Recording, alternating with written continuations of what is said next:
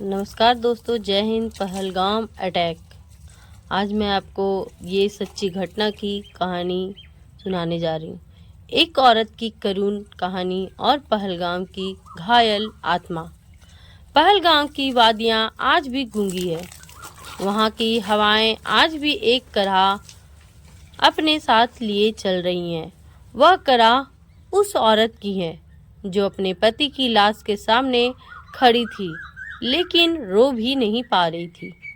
उसकी आंखों में आंसू नहीं, एक जमी हुई पीड़ा थी जो किसी भी भाषा में बयां नहीं हो सकती।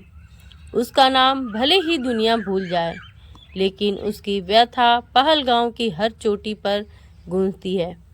उस दिन वह और उसका पति सिर्फ कुछ पल सुकून के तलाश में निकले थे, हाथ में हाथ, मुस्काने चेहरे पर। उन्हें क्या पता था कि कुछ ही पलों में सब कुछ बदल जाएगा। अचानक गोलियों की आवाज आई, चीखें उठी और उसका हाथ छूट गया। वह पथराई आंखों से देखती रही कैसे उसके पति ने उसे बचाने की कोशिश की, लेकिन खुद गोलियों की चपेट में आ गया। उसके सामने उसका संसार उजड़ गया और वह कुछ भी नहीं कर सकी। ना चीख सकी, ना रोक सकी, बस असहाय बनकर देखती रही। अब वह अकेली है। शरीर तो बच गया, लेकिन आत्मा उस दिन पहलगांव की घाटियों में कहीं दफन हो गई। समाज उसके जिंदा होने को चमत्कार कहेगा, लेकिन वह खुद जानती हैं कि उसकी सांसें अब बोझ है। वह हर रात उस पल को जीती हैं जब उसका जीवन उजड़ गया था। अब न उसके पास कोई सहारा है, ना उम्मीद। बस एक सवाल है, मैं क्यों बच गई? वह जवाब नहीं चाहती, बस अपने खोए हुए अतीत को ढूंढती फिरती है उन पहाड़ों में जिनकी चुप्पी अब उसे और भी अकेला बना देती है। उसकी कहानी कोई खबर नहीं, एक करुण दस्तावेज है जिसे हमें पढ़ना भी है और समझना भी, ताकि कभी कोई और औरत ऐसी असहाय ना बने। पहलगाम, जो प्रकृति की गोद में बसा एक शांत और सौम्य स्थान माना जाता है, वहां हुई इस हृदय विदारक और शर्मनाक घटना ने पूरे देश को झकझोर कर रख दिया। यह घटना न केवल अमानवीयता की पराकाष्ठा है, बल्कि हमारे सामाजिक ताने बाने पर भी एक गहरा प्रश्न चिन्ह छोड़ गई है। निर्दोष लोगों पर हुआ यह क्रूर अत्याचार अत्यंत दुखद है। जिनकी जान गई, वे केवल आंकड़े नहीं थे, वे किसी के बेटे थे, बेटी थी, माँ बाप थे।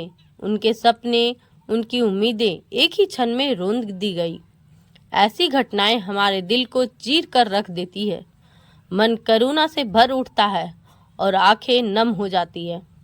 जब किसी शांत घाटी में ऐसा घोर अंधकार उतर आए, तब केवल पीड़ितों के लिए शोक ही नहीं, बल्कि पूरे समाज के लिए आत्म मंथन की घड़ी होती है।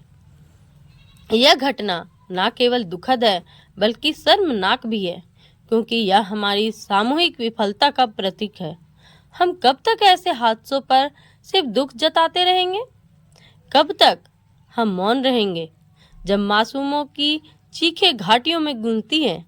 आज आवश्यकता है संवेदना से आगे बढ़ने की, न्याय की मांग करने की और यह सुनिश्चित करने की इस तरह की घटनाएं दोबारा ना घटे। पहलगाम की घाटियों में बहता खून हमें चैन से बैठने नहीं देना चाहिए। यह एक पुकार है मानवता को फिर से जगाने की। आखिर कब और किससे यह उम्मीद किया जाए? जब इस देश का कोना कोना सुरक्षित होगा। ईश्वर उन सभी आत्माओं को शांति दे और उनके परिवारों को इस असहनीय दुख को सहने की शक्ति प्रदान करे। सभार social media. Pahalgam terror attack.